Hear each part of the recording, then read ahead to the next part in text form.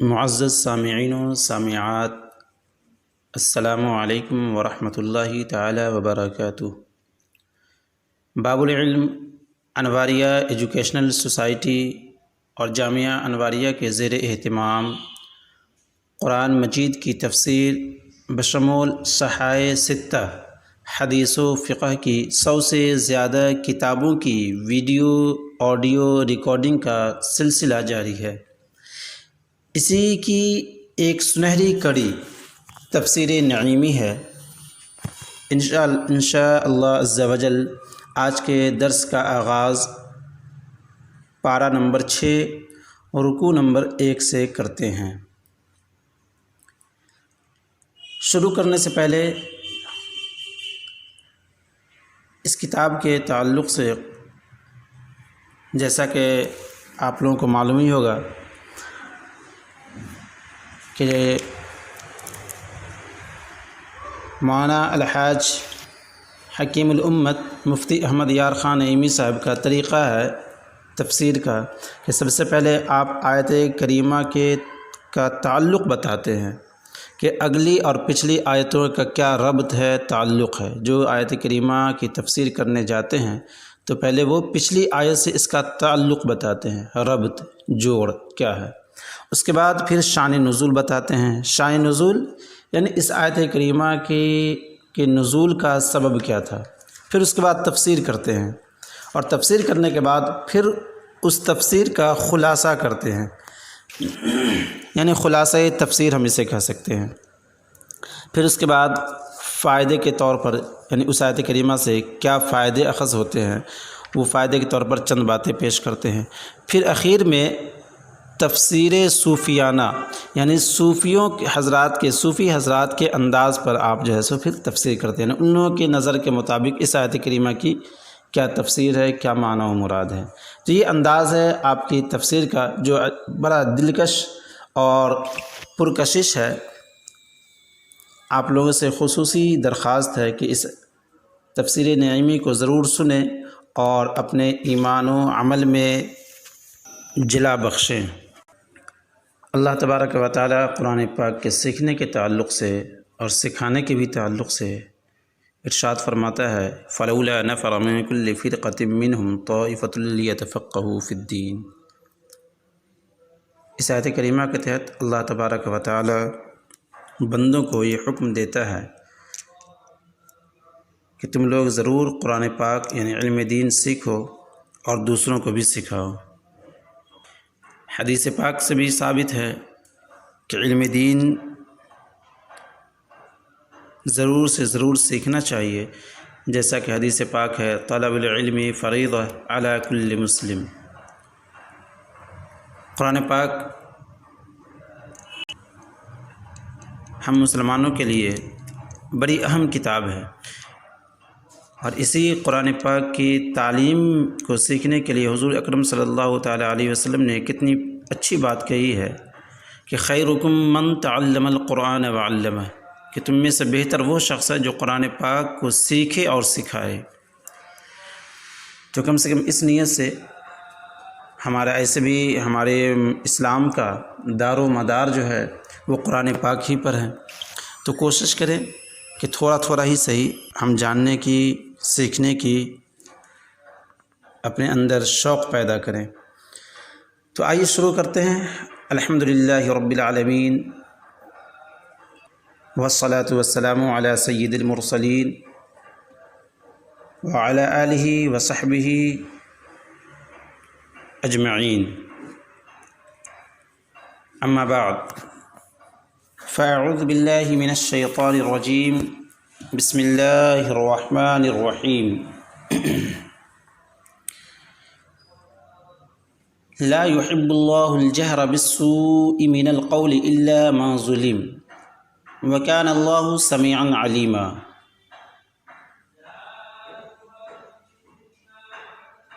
ناپسند کرتا ہے اللہ ظاہر کرنا بری بات کا، لیکن وہ جو ظلم کیا جائے، اور ہے اللہ سننے والا جاننے والا۔ ان تبدوا خیرا او تخفوه او تعفوا عن سوء فإن اللہ کان عفوا قدیرا۔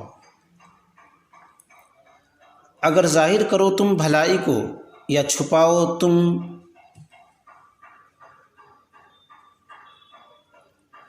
اسے،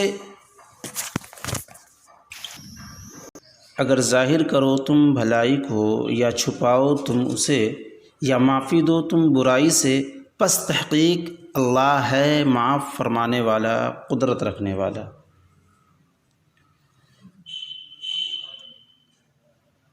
برائی سے درگزر کر تو بے شک اللہ فرمانے معاف کرنے والا، یا معافی دو تم برائی سے، پس تحقیق اللہ ہے معاف فرمانے والا، قدرت رکھنے والا۔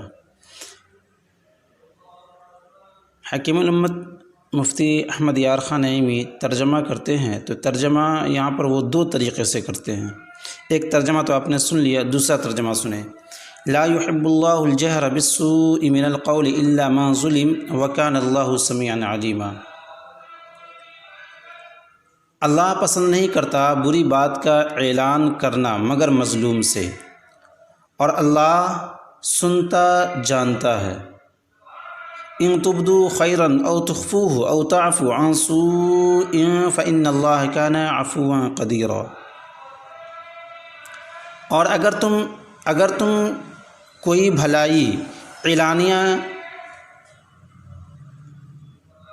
یعنی ظاہر کر کے، اعلانیہ پرچار کر کے، اگر تم کوئی بھلائی اعلانیہ کرو یا چھپ کر یا کسی کی برائی سے درگزر کرو، درگزر کرنا یعنی معاف کر دینا، چھوڑ دینا، درگزر کرو تو بے شک اللہ معاف کرنے والا، قدرت والا ہے۔ یہ آیت کریمہ کا ترجمہ ہوا۔ اس آیت کریمہ کا پیچھے والی آیت سے کیا تعلق و ربط ہے، آئیے ہم اس کو دیکھتے ہیں۔ تعلق، اس آیت کریمہ کا پچھلی آیات سے چند طرح کا تعلق ہے، یعنی چند طرح کا ربط ہے۔ پہلا تعلق یعنی پہلا ربط، پہلا لگاؤ۔ پچھلی آیات میں اللہ تعالیٰ نے منافقوں کی پردہ دری فرمائی تھی۔ پردہ حجاب، آر، رکاوٹ جو نظر نہ آئے۔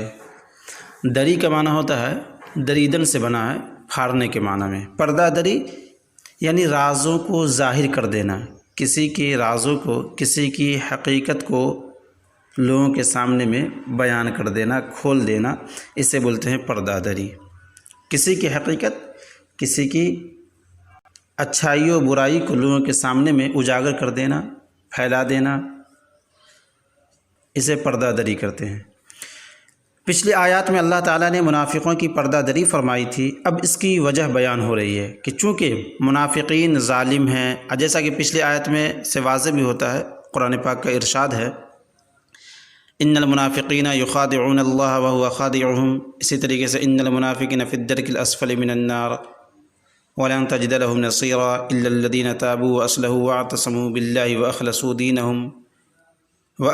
دینہم للہ فاولئک مع المؤمنین۔ تو اس طرح کی جو آیتیں ہیں، یہ آیتیں غماز ہیں، یعنی یہ آیتیں دلالت کرتی ہیں، بتاتی ہیں کہ ہاں منافقین کس طریقے سے وہ اپنے ایمان کو چھپاتے تھے، اور اس کے بعد اللہ تبارک و تعالیٰ نے حقیقت مسلمانوں پر آشکارا کر دی، پیارے آقا صلی اللہ تعالیٰ علیہ وسلم کو باخبر کر دیا کہ یہ لوگ کس طریقے سے پس پردہ اسلام کی خلاف ورزی کر رہے ہیں۔ تو اسی طرح یہی سب دیکھتے ہوئے اللہ تبارک و تعالیٰ نے اس کی حقیقت کو مسلمانوں کے سامنے میں واضح کر دیا۔ اب اس کی وجہ بیان ہو رہی ہے کہ چونکہ منافقین ظالم ہیں، مسلمان اور اسلام مظلوم ہیں، ظالم کی پردہ دری کرنا اچھا ہے تاکہ دوسرے اس کے ظلم سے بچیں۔ اس لیے اس ستار عیوب اللہ تبارک و تعالیٰ کا ایک صفتی نام ہے ستار کا معنی ہوتا ہے عیب چھپانے والا۔ اس ستار عیوب نے یعنی عیبوں کو چھپانے والا، یعنی اللہ تبارک و تعالیٰ نے ان بد نصیبوں کی پردہ دری کی، دوسرا تعلق، پچھلی آیت میں ارشاد ہوا تھا کہ جو منافق توبہ کر کے اپنے آپ کو درست کر لیں تو وہ مومنوں مخلصوں کے ساتھ ہی ہوں گے، تو شبہ ہو سکتا تھا، یعنی شک ہو سکتا تھا کہ پھر بھی یہ مخلص بن جانے والے منافقین مسلمانوں کے طعن سے نہ بچیں گے۔ طعن یعنی کامنٹ سے، جو لوگ جو ہے کسی بھی انسان کے اچھا یا غلط کام کرنے پر دوسرے ساتھی وغیرہ بہت سخت سست کہتے ہیں، نازیبا کلمات کہتے ہیں، جس سے اس کے دل کو چوٹ پہنچتی ہے، تو طعن کہتے ہیں۔ ایسے انگلش میں کامنٹ کہہ سکتے ہیں آپ، اس کا ایک دوسرا لفظ اردو میں تنقید بھی آتا ہے۔ تو طعن سے نہ بچیں گے اپنے گزشتہ کرتوتوں کی وجہ سے، یعنی اپنی پچھلی غلط کاری کی وجہ سے۔ اب اس آیت میں اس شبہ کو زائل کیا جا رہا ہے کہ نہیں، اب جو مسلمان ان کے گزشتہ نفاق پر طعن کرے گا وہ اللہ تعالیٰ کو ناپسند ہوگا۔ تیسرا تعلق، پچھلی آیت کریمہ میں ارشاد ہوا تھا کہ اگر تم مومن شاکر بن جاؤ، یعنی ایسا مومن جو شکر کرنے والا ہو، مومن شاکر بن جاؤ تو ہم تم کو عذاب کیوں دیں۔ اب مومن شاکر بننے کا طریقہ سکھایا جا رہا ہے، بری باتوں کا اعلان نہ کرنا، نیکیاں چھپ کر بھی کرنا اور اعلانیہ بھی کرنا۔ صرف دعوی ایمان، دعوی شکر کافی نہیں، بلکہ اس کے لیے اچھے اعمال کرنا ہے، اور اچھے اعمال کو جو کرنا ہے تو وہ ظاہر کے ساتھ چھپا کر کے، باطن کے ساتھ ساتھ، تنہائی کے ساتھ ساتھ لوگوں میں بھیڑ بھاڑ میں اعلانیہ بھی کرنا ہے۔ شان نزول اس آیت کریمہ کا شان نزول کیا، یعنی کس موقع سے، کس سبب سے، کس وجہ سے اس آیت کریمہ کا نزول ہوا، یعنی پیارے آقا صلی اللہ تعالیٰ علیہ وسلم پر اتری۔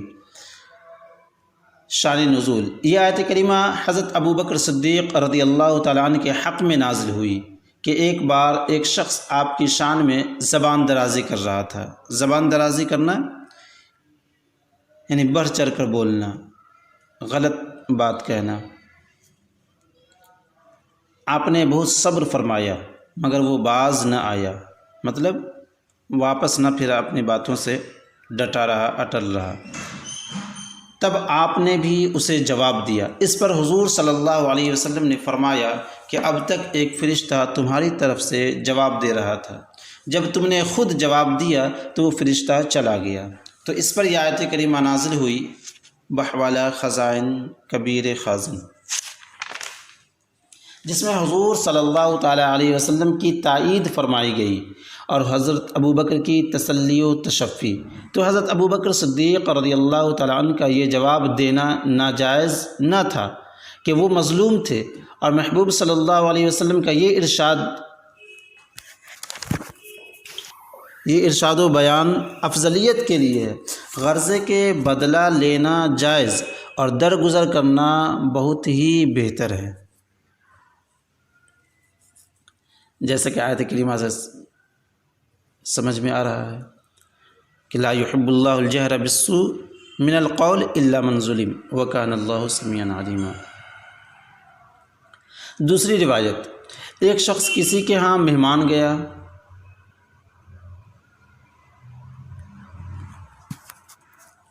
اس نے اس مہمان کی کوئی تواضع اور خاطر نہ کی۔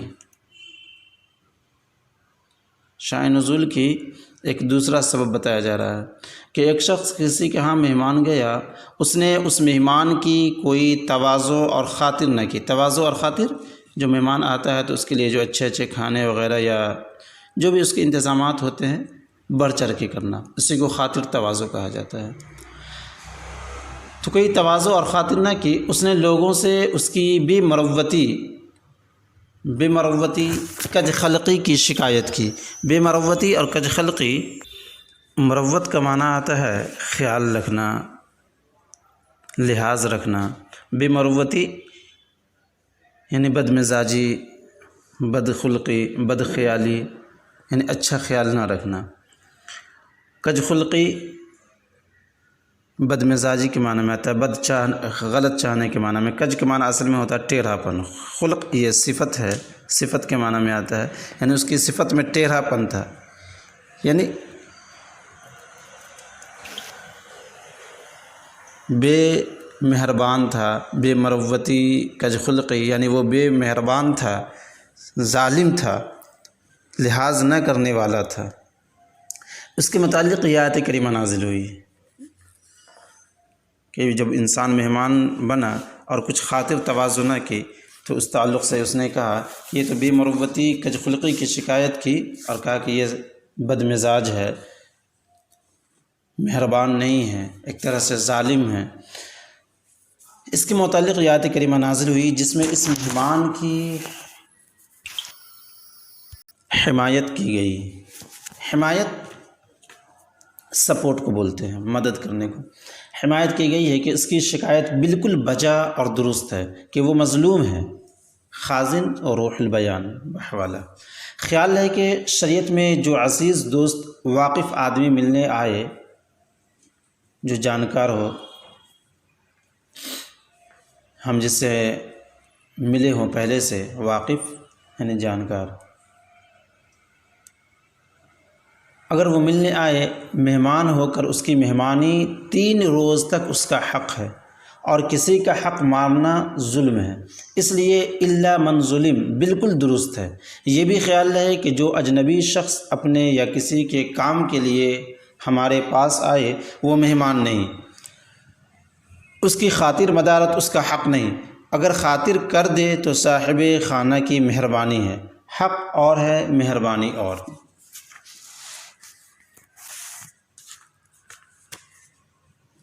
یعنی اگر کسی کام سے کوئی بندہ آتا ہے تو اس سے مہمان نہیں کہیں گے، ہاں اگر ملاقات کی غرض سے آتا ہے تو اسے مہمان کہیں گے۔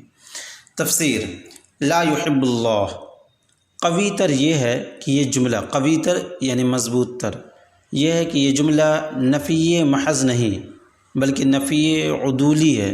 نفی محض یعنی صرف نفی نہیں ہے کہ پسند نہیں فرماتا، بلکہ نفی عدولی ہے۔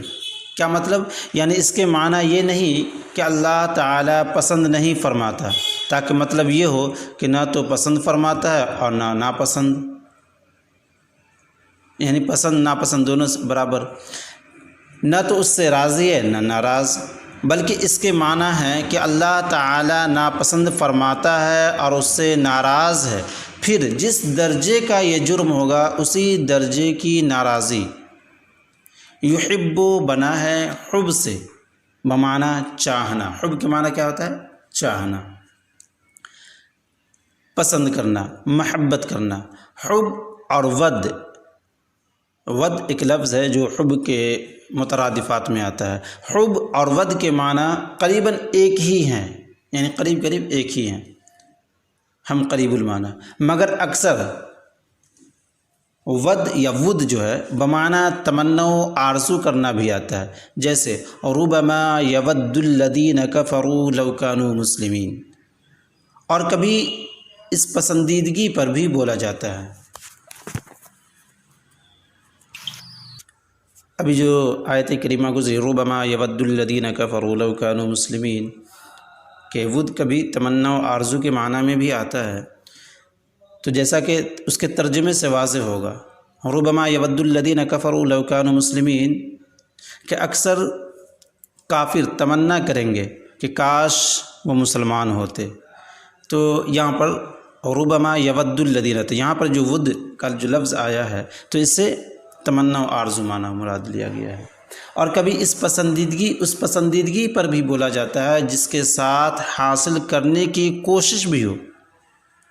رب فرماتا ہے ودوا لو تکفرون کما کفروا فتکونون سواء، کفار کوشش کرتے ہیں کہ تم بھی کافر ہو جاؤ، یعنی مسلمانوں کے تعلق سے، کہ تم بھی کافر ہو جاؤ تو وہ اور تم برابر ہو جاؤ، مگر حب میں یہ قیود نہیں،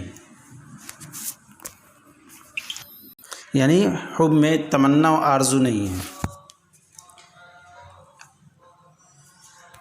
قیود نہیں یعنی قید نہیں کیا گیا ہے، باندھا نہیں گیا ہے، خاص نہیں کیا گیا۔ الجہر بالسوء لا يحب اللہ، اس کے بعد الجہر، لا يحب اللہ الجہر بالسوء، تو الجہر بالسوء، جہر مقابل ہے خفا کا۔ جہر کے معنی کیا ہے؟ ظاہر کرنا، خفا چھپانا، سوء کے معنی برائی۔ الجہر بالسوء، جہر مقابل ہے خفا کا، جس کے معنی ہے ظہور و اعلان، اس لیے بلند آواز والے کو جہیر الصوت کہتے ہیں۔ یہاں جہر سے مراد مطلقاً اعلان ہے، یعنی صرف اور صرف اعلان ہی معنی ہے اور کچھ نہیں، خواہ آواز سے ہو یا تحریر سے، یعنی زبانی و قلمی ہر اعلان کو شامل ہے۔ مطلق اعلان مطلق، یعنی مطلق اعلان ہے۔ اب وہ اعلان جس طریقے کا، جس انداز سے ہو، ہاتھ سے، قلم سے، زبان سے، جس طرح سے بھی ہو۔ سوء سے مراد وہ برائی ہے جس کا اظہار غمگین کرے،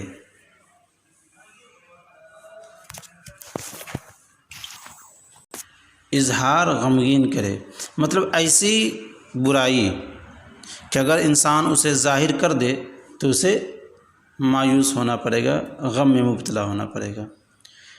یعنی سوء سے مراد وہ برائی ہے جس کا اظہار غمگین کرے، اسی لیے سطر کو سوءۃ کہتے ہیں۔ سوءۃ قرآن پاک میں جیسا آیا نا، لیریہما سوآتہما۔ سوءۃ کیوں کہتے ہیں؟ کہ اس کا کھلنا شرم کا باعث ہے۔ لیریہما سوآتہما، یعنی ان کی شرم کی چیزیں انہیں نظر پڑیں، لیریہما تاکہ انہیں نظر پڑیں، سوآتہما ان کی شرم کی چیزیں۔ تو یہاں پر سوء سے مراد وہ برائی ہے جس کا اظہار ظاہر کرنا غمگین کرے، اسی لیے سطر کو سوء کہتے ہیں کہ اس کا کھلنا شرم کی وجہ ہے، شرم کا باعث ہے۔ لیریہما سوآتہما، یہاں دوسرے کی چھپی ہوئی برائیاں مراد ہے، نہ کہ اپنی برائی، جیسا کہ الا من ظلم سے معلوم ہو رہا ہے۔ اور ہو سکتا ہے کہ اس سے مطلق چھپی ہوئی برائیاں مراد ہوں، خواہ اپنی ہوں یا کسی اور کی، یعنی اللہ تعالیٰ کسی کی چھپی برائی کے اعلان کر دینے کو سخت ناپسند فرماتا ہے۔ گویا اس میں ازالہ حیثیت عرفی کا قانون بیان فرمایا گیا ہے۔ ازالہ کہتے ہیں دور کرنے کو، ہٹانے کو۔ گویا اس میں ازالہ حیثیت عرفی کا قانون بیان فرمایا گیا ہے، یعنی عرف کی جو حیثیت ہے کہ مطلق ناپسند کرنا، ہر چھپی بات کا اعلان یہ ناپسند ہے، اس لیے عرف عام میں بھی ہر چھپی بات کو اعلان کر دینا یہ لوگوں کو اچھا نہیں لگتا ہے۔ تو اسی کو اللہ تبارک و تعالی ارشاد فرماتا ہے، اسی کی طرف اللہ تبارک و تعالی اشارہ فرما رہا ہے۔ گویا اس میں ازالہ حیثیت عرفی کا قانون بیان فرمایا گیا ہے۔ یا اللہ تعالی ہر چھپی بات کا اعلان ناپسند کرتا ہے۔ من القول، لا يحب اللہ الجہر بالسوء من القول، یہاں پر من بیانیہ ہیں، من بیانیہ سے مراد اور یہ سوء کا بیان ہے۔ قول سے مراد مطلقاً بات ہے، خواہ ایک کلمہ ہو یا پورا کلمہ۔ اس میں غیبت، کسی کی خفیہ عیبوں کا ظاہر کرنا، بد دعا کرنا سب داخل ہے۔ الا من ظلم، یہ عبارت گزشتہ کلام سے استثناء ہے۔ استثناء یعنی الگ ہے، انگلش میں اسے ایکسیپشن بھی کہتے ہیں۔ اگر من سے مراد جہر پوشیدہ ہو تو استثناء متصل ہے، ورنہ استثناء منفصل۔ متصل یعنی ملا ہوا، منفصل جدا۔ من عام ہے جو ہر مظلوم کو شامل ہے۔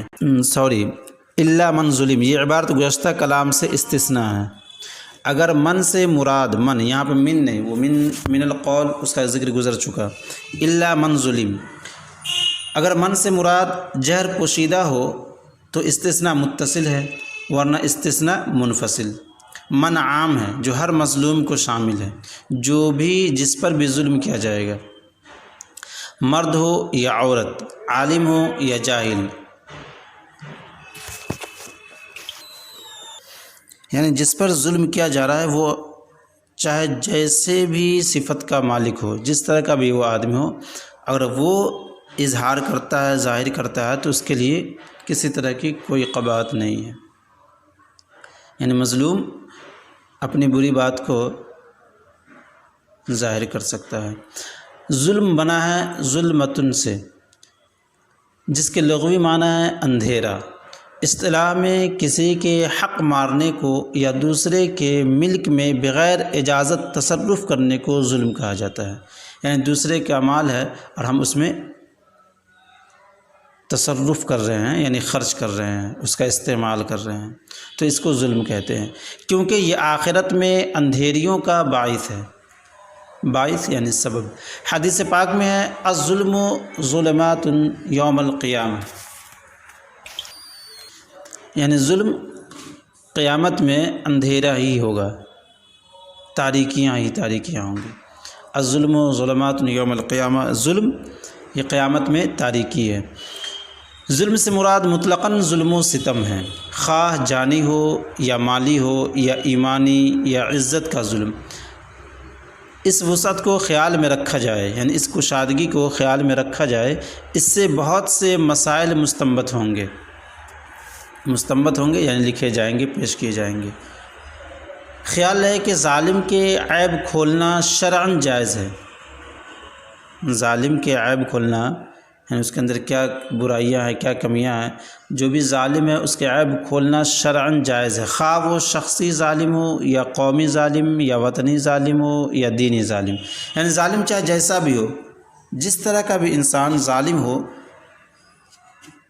شخصی ظالم ہو یا قومی ظالم ہو، یعنی ایک آپسی دشمنی جو ہوتی ہے تو وہ میرا ظالم ہوا، اور اگر قومی ظالم ہے یعنی اس نے پوری قوم کے اوپر ظلم کیا ہے، یا وطنی ظالم ہو یعنی پورے وطن پہ ظلم کیا ہے، یا دینی ظالم ہو یعنی دین پر اس نے ظلم کیا، چاہے جس طرح کا بھی ظالم ہو، یہ عام ہے، اس کے عیب کو کھولنا جائز ہے۔ اللہ تعالیٰ نے ولید ابن مغیرہ کے 10 عیب کھولے، حتیٰ کہ اے زنیم یعنی ولد الزنا فرمایا، اسے زنیم یعنی ولد الزنا فرمایا کہ وہ حضور پر زیادتیاں کرتا تھا، یعنی شخصی ظالم تھا۔ یوں ہی کفار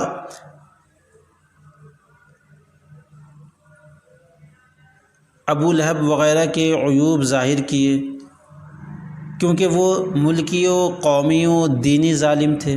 اسی طرح اگر آئندہ ظلم کا اندیشہ ہو، اگر ظلم کا اندیشہ یعنی خوف ہو آئندہ یعنی آنے والے وقت میں، تو کسی کو کسی کے عیب پر مطلع کر دینا جائز ہے، یعنی بتا دینا، باخبر کرنا۔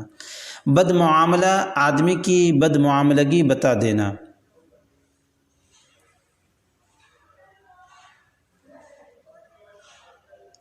حاکم یا بادشاہ کو خفیہ غداری کی خبر دینا وغیرہ سب کچھ جائز ہے۔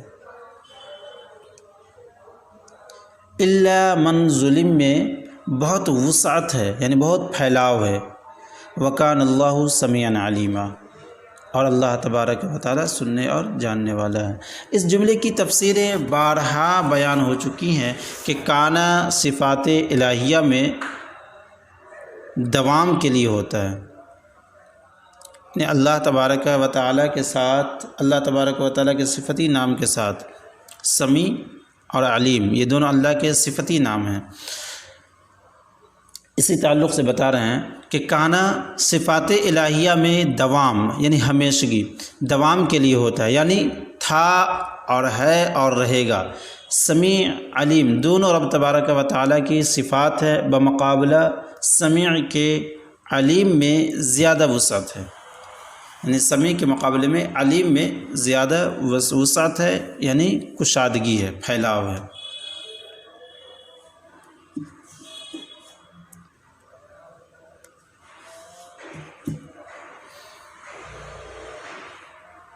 تو ترجمہ اس طریقے سے بھی کر سکتے ہیں آپ، وَكَانَ اللّٰهُ سَمِيعًا عَلِيمًا، اللہ تبارک و تعالی سمیع اور علیم، سننے والا، جاننے والا تھا، ہے اور رہے گا۔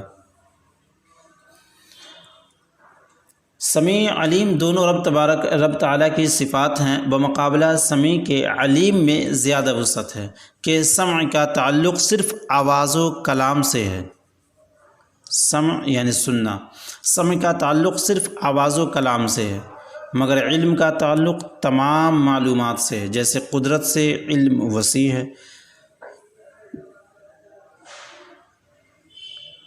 جیسے قدرت سے علم وسیع ہے کہ قدرت تو ہر ممکن کے متعلق ہے، مگر علم واجب، ممکن اور ممتنع سب کے متعلق ہے۔ ممتنع جو محال ہو، مقدورات الہیہ، مسموعات الہیہ، معلومات الہیہ سب غیر متناہی ہیں، مگر معلومات ان سب سے زیادہ ہیں، یعنی معلومات ان سب سے زیادہ ہیں، یعنی اللہ تعالیٰ تمہاری باتوں وغیرہ کو سننے والا ہے، تمہارے دلوں کے ارادے وغیرہ کو جانتا ہے۔ جب وہ تمہارے عیوب جانتے ہوئے تمہارے عیب چھپاتا ہے تو تم کو بھی بندوں کی عیب پوشی کرنی چاہیے کہ یہ سنت الہیہ ہے، یعنی اللہ تبارک و تعالیٰ کا طریقہ ہے۔ یا اگر تم نے لوگوں کی پردہ دری کی، یعنی رازوں کو افشا کیا، ظاہر کیا، لوگوں کی پردہ دری کی، تو رب تعالیٰ تمہاری پردہ دری کرے گا، یعنی اگر تم لوگوں کے عیب کو نہیں چھپاتے ہو تو تمہارا بھی عیب کو اللہ تبارک و تعالیٰ نہیں چھپائے گا، کیونکہ وہ سمیع و علیم ہے۔ تم دوسروں کی پردہ پوشی کرو تاکہ تمہارے عیب چھپے رہیں، یا یہ فرمان خوف و امید دونوں کو شامل ہے۔ خوف و امید ڈر دکھانے کے لیے، اور امید یعنی ایک امید بھی ہے کہ ہاں اللہ تبارک و تعالیٰ ستار ہے، ہمارے عیب کو چھپانے والا ہے۔ اے گناہ گارو اللہ سے ڈرو، وہ سمیع و علیم ہے، اور اے نیک کارو اللہ سے امید رکھو کہ وہ سمیع و علیم ہے۔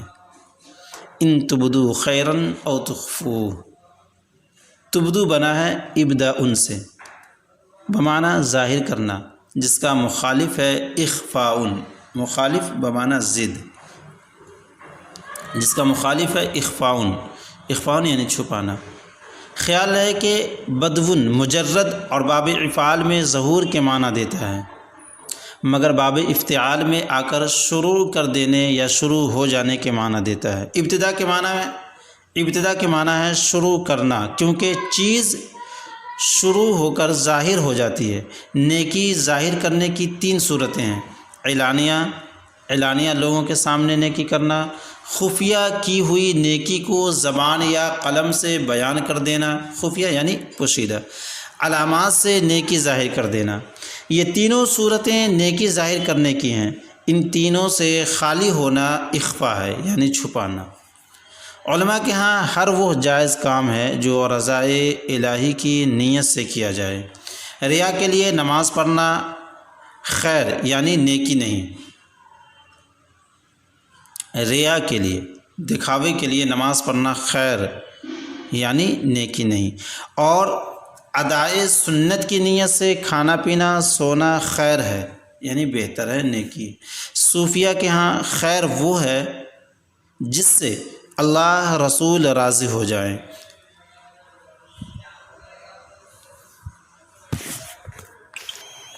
شر یا سو وہ ہے جس سے وہ ناراض ہوں۔ منافقوں کا کلمہ پڑھنا سو تھا، اور حضرت ابو امیہ زمری کا ایک موقع پر کفر کہہ دینا خیر تھا۔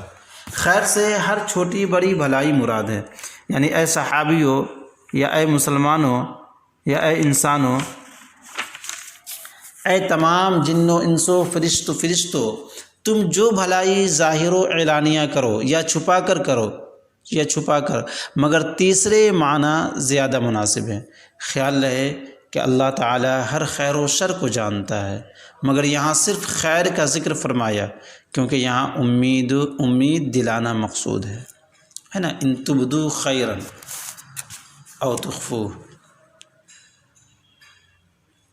تو یہاں پر صرف خیر کا لفظ آیا، سو کا نہیں۔ تو کیوں؟ اس لیے کہ امید دلانا مقصود تھا۔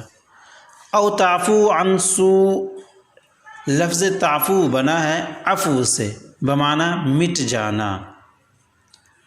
معافی کو عفو اس لیے کہتے ہیں کہ اس سے گناہ یا حق مٹ جاتا ہے۔ جیسے آپس میں دو دوست ہیں یا دو آدمی ہیں، کسی سے غلطی ہو گئی اور اس نے معاف کر دیا تو وہ غلطی مکمل طور پر وہ خطا مکمل طور پر مٹ جاتی ہے۔ جو گناہ اس سے سرزد ہوا ہوگا اس کے کرنے پر، اس عمل کے کرنے پر، تو بالکلیہ مٹ جاتا ہے۔ عفو کے معنی بڑھنے بڑھانے کے بھی ہیں۔ رب تعالیٰ فرماتا ہے حتی عفوا وقالوا، پوری آیت اس طریقے سے ہے ثم بدلنا مکان السیئۃ الحسنۃ حتی عفوا وقالوا، پھر ہم نے بدل دیا، یعنی پھر ہم نے برائی کی جگہ بھلائی بدل دی، یہاں تک کہ وہ بہت ہو گئے۔ حتی عفوا وقالوا، یہاں تک کہ وہ بہت ہو گئے، تو وہ یہاں بڑھنے کے معنی میں بھی۔ حضور فرماتے ہیں قص الشوارب وعفو اللحی، قص الشوارب لحیہ وعفو لحیہ، یعنی مونچھوں کو پست کرو اور داڑھی کو بڑھاؤ۔ تو عفو کے معنی یہاں بڑھنے کے ہیں۔ تو عفو کے معنی جہاں مٹنا، مٹ جانا اور معافی کو بولتے ہیں، اسی طریقے سے بڑھنے کے معنی میں بھی آتا ہے۔ بخش دینے کو معافی اس لیے بھی کہتے ہیں کہ اس سے آپس کی محبت بڑھتی ہے، یا معافی دینے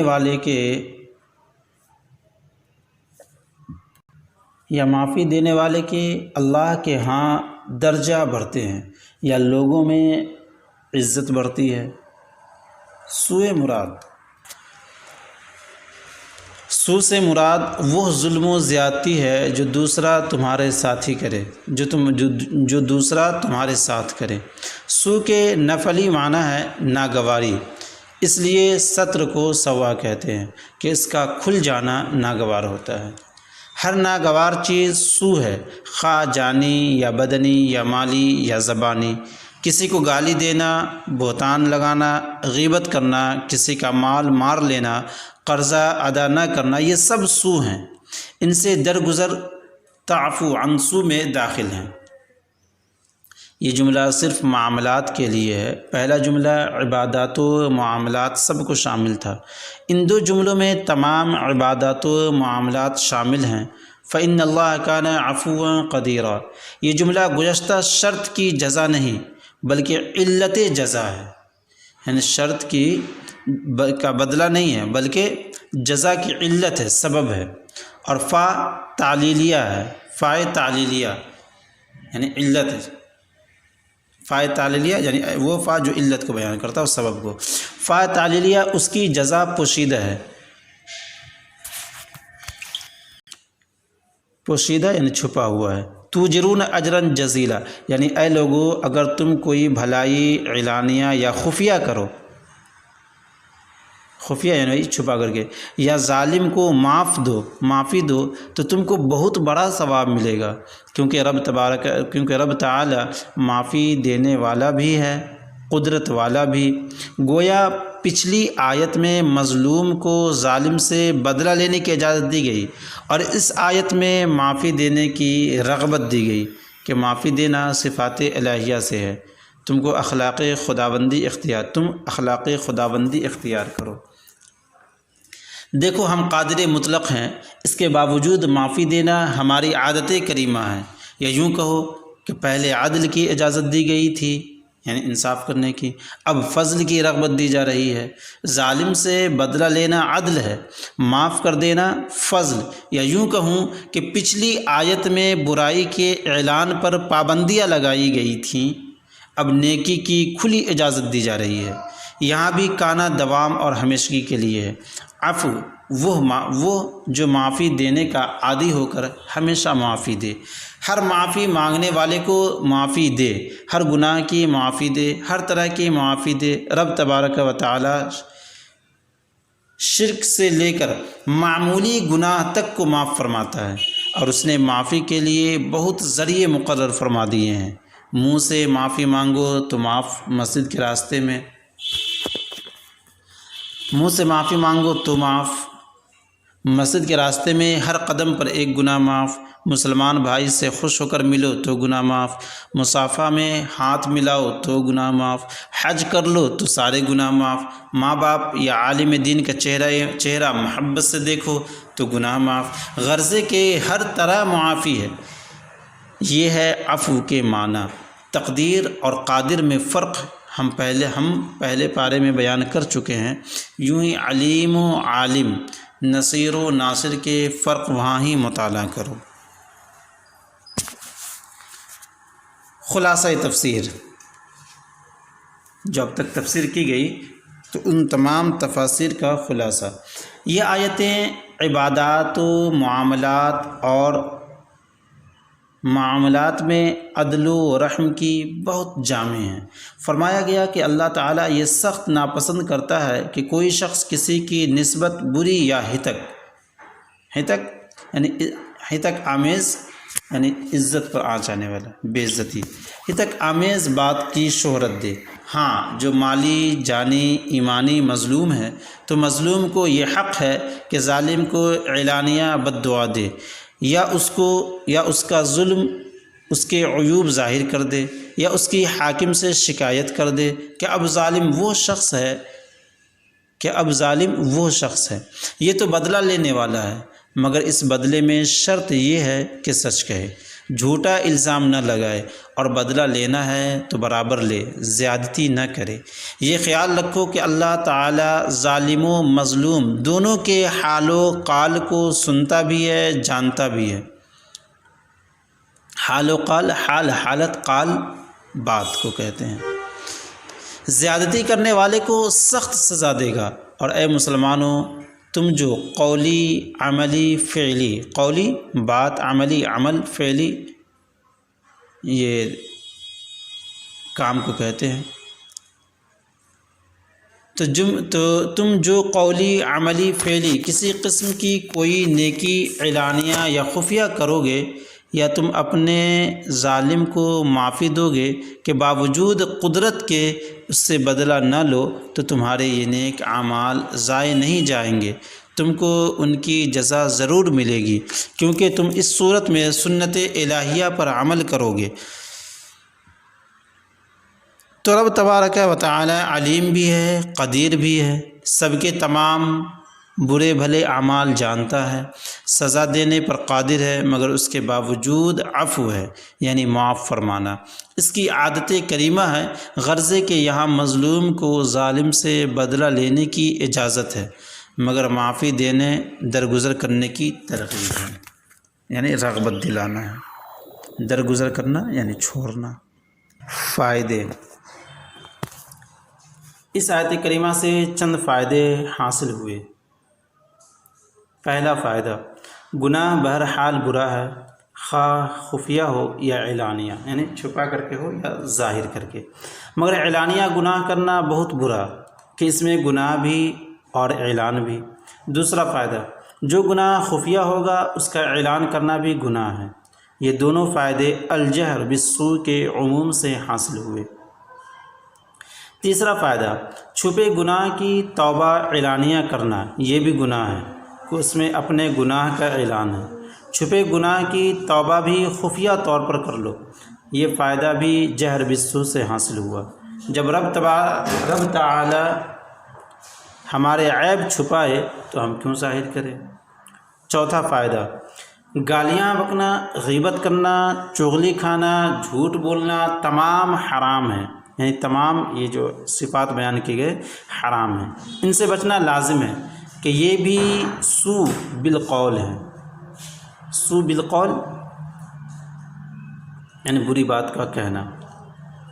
اچھی باتیں کرو تاکہ لوگ تم سے اچھی عادات حاصل کریں، بری باتیں نہ کرو تاکہ تمہارے بچے، بیویاں، تمہارے ماتحت یعنی تمہارے انڈر میں جو لوگ ہیں تمہاری صحبت میں برے نہ بنیں۔ اس ایک جملے نے اخلاقیات کا بہترین سبق دیا۔ پانچواں فائدہ، مظلوم ظالم کی شکایت حاکم سے بھی کر سکتا ہے اور لوگوں سے بھی۔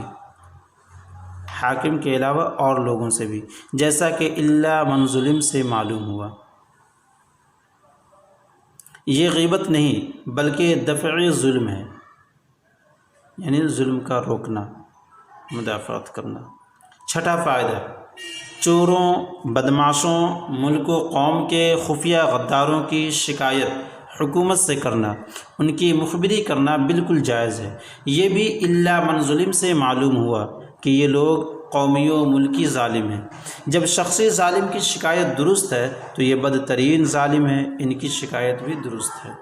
ساتواں فائدہ، راویان حدیث کے واقعی عیوب بیان کر دینا جائز ہے۔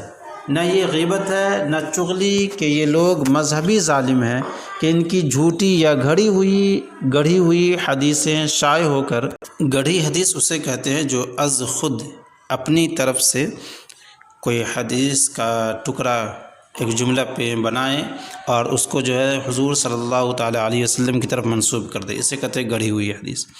شائع ہو کر یعنی چھپ کر دین میں فساد کا باعث ہوں گی، باعث یعنی سبب۔ آٹھواں فائدہ، یوں ہی بے دینوں بے ایمانوں کی بے دینی لوگوں پر ظاہر کر دینا تاکہ لوگ ان سے بچ کر اپنا ایمان سلامت رکھ سکیں، بالکل جائز ہے کہ یہ لوگ بھی دینی ظالم ہیں اور دین و قوم مظلوم۔ ان کے عیوب بتانا قوم و ملک و دین کو بربادی سے بچانا ہے۔ نواں فائدہ، اگر کوئی مسلمان کسی ظالم سے رشتہ یا معاملہ کرنا چاہے اور ہو اس سے بے خبر، یعنی ظالم شخص سے جو رشتہ کرنا جا رہا ہے تو وہ ظالم شخص سے وہ بے خبر ہے۔ اگر کوئی مسلمان کسی ظالم سے رشتہ یا معاملہ کرنا چاہے اور ہو اس سے بے خبر تو اسے خبردار کر دینا جائز ہے۔ خبردار کر دینا یعنی خبر دے دینا، مطلع کر دینا، اسے بتا دینا کہ یہ غیبت نہیں بلکہ بھائی مسلمان کو ظلم سے بچانا ہے، بلکہ مسلمان بھائی کو ظلم سے بچانا ہے۔ یوں ہی اگر کوئی شخص یا کوئی جماعت کسی کے خلاف سازشیں کر رہی ہو تو اس شخص کو اسی سازش کی خبر کر دینا جائز ہے کہ یہ بھی دفع ظلم ہے، یعنی ظلم کو دور کرنا ہے، ہٹانا ہے۔ اور الامن اور الا من ظلم میں داخل ہے۔ 10واں فائدہ، اپنے ذاتی ظالم کو معافی دے دینا بہت ہی اچھی بات ہے، جیسا کہ او تعفو عن سوء سے معلوم ہوا، مگر قوی و دینی ظالم کو ہرگز معافی نہ دی جائے۔ حضور صلی اللہ علیہ وسلم نے ان کفار مکہ کو معافی دے دی جو حضور کے جانی دشمن تھے، مگر چوروں ڈاکوؤں کو معافی نہ دی۔ اخلاق اور چیز ہے، ملکی انتظام کچھ اور۔ 11واں فائدہ، بعض نیکیاں اعلانیہ کرنی چاہیے، بعض خفیہ۔ نماز جمعہ عیدین اعلانیہ پڑھو، نماز تہجد خفیہ، زکوٰۃ تو چندہ اعلانیہ دو، نفلی صدقات خفیہ، جیسا کہ ان تبدو خیرا او تخفوہ سے معلوم ہوا۔ 12واں فائدہ، معمولی نیکی حقیر سمجھ کر چھوڑ نہ دو، جو کچھ بن پڑے کر لو، کہ کبھی ایک گھونٹ پانی جان بچا لیتا ہے۔ یہ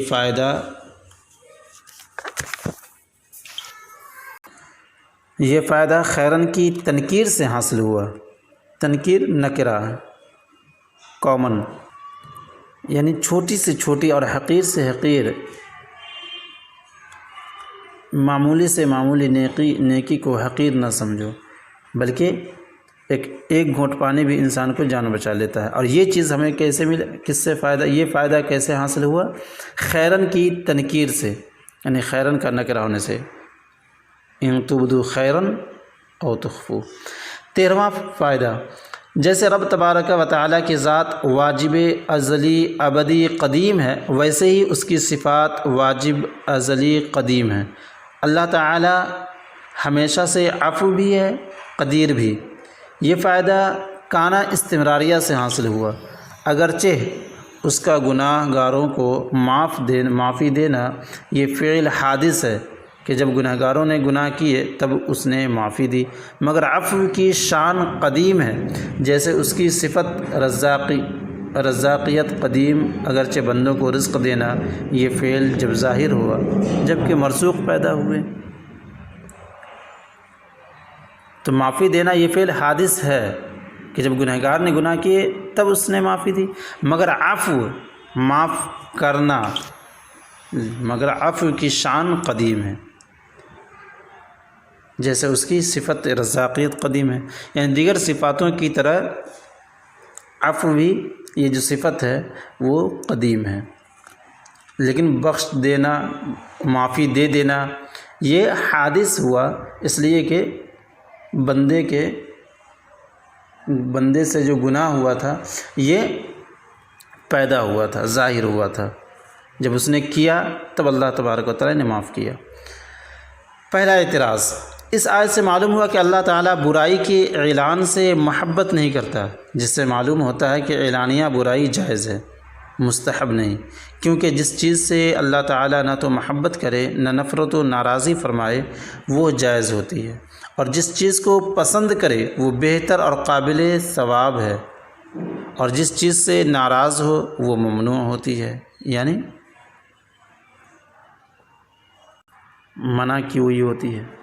جواب، اس کا جواب تفسیر سے معلوم ہو گیا کہ یہاں لا یحب اللہ کے معنی ہے اللہ ناپسند کرتا ہے، ناراض ہے، یعنی یہ سبب محض نہیں، سبب عدولی ہے، اور جو چیز رب تبارک و تعالیٰ کو ناپسند ہے وہ یقینی بری اور لائق سزا ہے۔ دوسرا اعتراض، اس آیت سے معلوم ہوا کہ اللہ تعالیٰ اعلانیہ برائی کو ناپسند کرتا ہے، معلوم ہوا کہ خفیہ برائی کو ناپسند نہیں کرتا، حالانکہ یہ بہرحال برائی ہے، اعلانیہ ہو یا خفیہ، تو کیا اسلام نے چھپ کر گناہوں کی اجازت دے دی ہے؟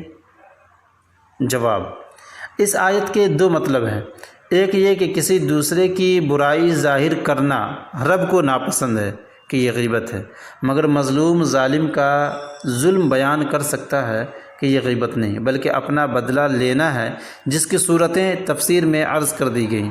دوسرے یہ کہ رب تعالیٰ اعلانیہ برائی کو بہت ہی ناپسند کرتا ہے کہ اس میں گناہ بھی ہے اور اعلان گناہ بھی، بخلاف خفیہ گناہ کے، اس میں ایک ہی گناہ ہے، لہٰذا وہ اعلانیہ گناہ سے ہلکا ہے۔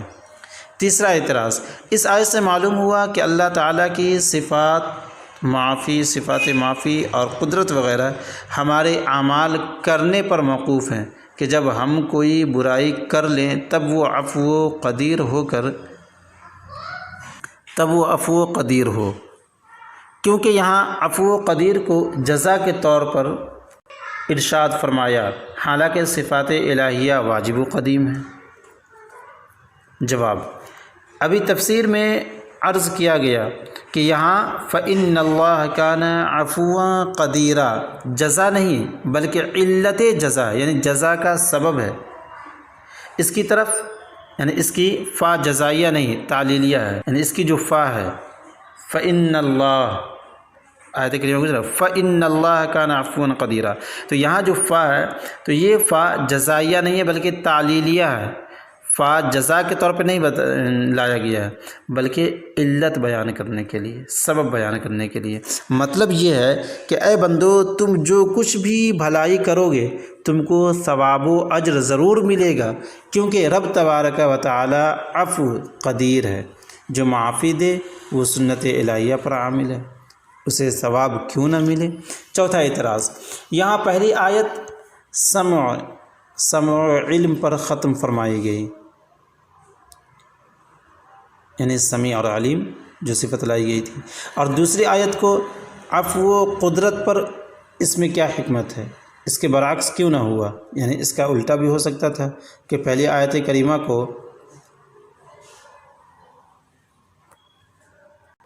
عفو و قدرت پر ختم کیا جاتا ہے اور دوسری آیت کریمہ کو سمع و علم پر ختم کیا جاتا، علم پر ختم کیا جاتا۔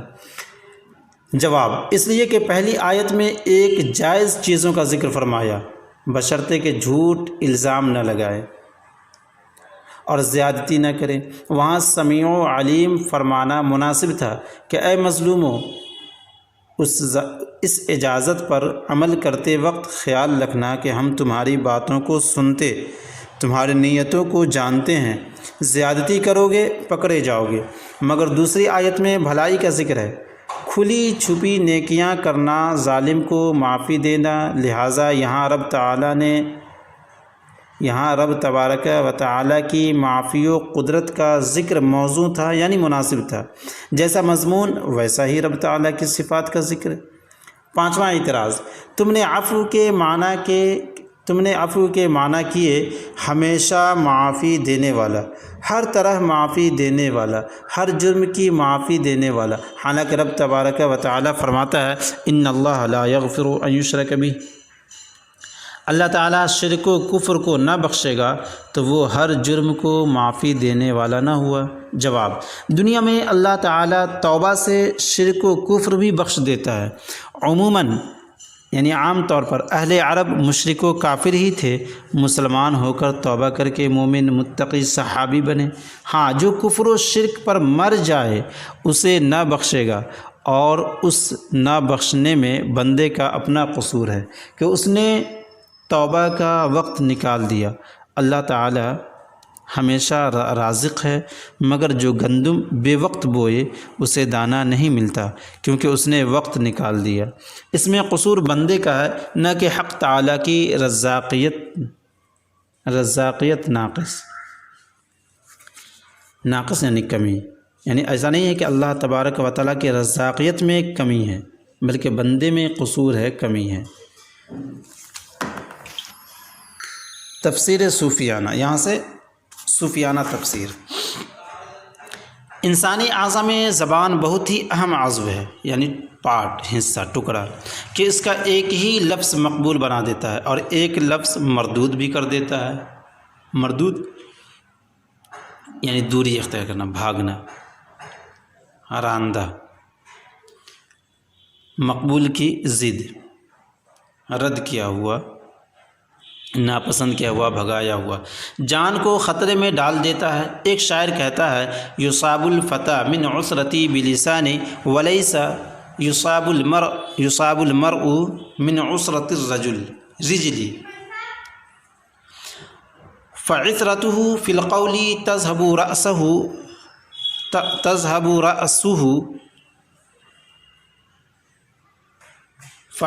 فعثرته في القول تذهب رأسه وعسرة بالرجل تبرع على مهل، یعنی انسان پاؤں کی لغزش سے نہیں مرتا، زبان کی لغزش سے برباد ہو جاتا ہے، کیونکہ پاؤں کی لغزش بیمار کر دیتی ہے، جس کے بعد صحت کی امید ہے، مگر زبان کی لغزش سر اڑا دیتی ہے۔ مثنوی شریف میں ہے این زباں چوں سنگ ہم آہن و شست، آنچے بجہد از زباں چوں آتش شست۔ سنگ و آہن را مزن برہم گزاف، گہ زیروئے نقل گہ زیروئے لاف، زاں کے تاریک است و ہر سو پمبا زار، درمیاں پمبا چھ باشد شرار، عالمی را یک سخنوں براں کند، رو بہائے مردرا شیراں کند۔ یعنی تیری زبان پتھر و لوہا ہے جس سے آگ کے شعلے نکلتے ہیں، اور تیری عزت و آبرو، دین و ایمان و جان و مال روئی کے کھیت ہیں، روئی کے ڈھیروں کے نیچے آگ کا ہونا سخت خطرناک ہے۔ اس لیے تو زبان سنبھال کر رکھ، زبان کی ایک بات دنیا کو تباہ کر سکتی ہے، اور مری لومڑی کو شیر بنا سکتی ہے۔ اس لیے یہاں ارشاد ہوا کہ اللہ تعالیٰ بری بات کا اعلان ناپسند کرتا ہے کہ اس سے دین و ایمان کی کھیتی میں آگ لگ سکتی ہے۔ اسرار الہیہ یعنی اللہ تبارک و تعالیٰ کے راز، اسرار الہیہ عوام پر ظاہر کر دینا سخت خطرناک ہے۔ ہاں، جو مغلوب الحال ہو کر بے اختیاری طور پر، مغلوب الحال کہتے ہیں کمزور کو، ہارے ہوئے انسان کو، حالت مغلوب الحال ہو کر بے اختیاری طور پر انا الحق یا سبحانی ما اعظم شانی کہہ بیٹھے تو معذور ہے، بشرطے کہ یہ زبان فانی سے نہ کہے۔ مغلوب الحال یعنی اپنی اس کی حالت جو ہے، اس کا حال یعنی اس کا اپنی حالت میں کوئی اختیار نہیں تھا، یعنی اس کی حالت نے اس پر غالب ہو گئی، وہ غالب ہو گیا۔ تو ایسا شخص اگر اس طرح کا جملہ کہہ دے تو وہ معذور ہے، بشرطے کہ یہ زبان فانی سے نہ کہے، زبان باقی سے کہے۔ اے میرے مقرب بندو، تم جو کھلی چھپی نیکی کرو گے اور جو اپنے مریدین اور معتقدین کو معافیاں دو گے وہ قابل اجر ہیں، یعنی ثواب ہے۔ صوفیہ فرماتے ہیں کہ جب رب تعالی بندوں کو کسی کی پردہ دری کی اجازت نہیں دیتا تو ہم گناہگاروں کی پردہ دری خود کیوں فرمائے گا؟ وہ غیور ہے، اس کی غیرت کا تقاضا ہے کہ بندہ اپنی یا کسی اور کی پردہ دری نہ کرے۔ رب تعالی ستار ہے، پردہ دری یعنی بھئی کسی کی عیوب کو ظاہر کرنا۔ رب تعالی ستار ہے یعنی چھپانے والا ہے عیبوں کو، اس کے محبوب صلی اللہ علیہ وسلم پردہ پوش ہے، پردہ پوش یعنی وہی عیب کو چھپانا۔ امید ہے کہ ہم انشاءاللہ عیبوں کے عیب چھپے رہیں گے، امید ہے کہ ہم عیبوں کے عیب چھپے رہیں گے، امید ہے کہ ہم انشاءاللہ عیبوں کے عیب چھپے رہیں گے۔ شعر: جو یہاں عیب کسی کے نہیں کھلنے دیتے، کب وہ چاہیں گے میری حشر میں رسوائی ہو۔ خیال رہے کہ ہمارے تمام اعضاء سے گناہ بھی ہوتے ہیں، نیکیاں بھی، مگر زبان کے گناہ زیادہ خطرناک ہیں اور زبان کی نیکیاں بہت فائدہ مند کہ ایک لفظ سے مقبول مردود بن جاتے ہیں اور مردود مقبول۔ ایک بات سے ابلیس مردود ہو گیا اور ایک ہی بات سے فرعونی جادوگر مقبول انسانی۔ زبان مظہر کمال پروردگار ہے، اس کے بولے ہوئے لفظوں میں عجیب تاثیر ہے، اس لیے ہمیشہ کوشش کریں کہ ہم زبان کو مکمل طور پر لحاظ رکھتے ہوئے، اس کا خیال کرتے ہوئے گفتگو کریں، مکمل شعوری کے ساتھ۔ وما توفیقی الا باللہ، وآخر دعوانا ان الحمد للہ رب العالمین۔ السلام علیکم ورحمۃ اللہ وبرکاتہ۔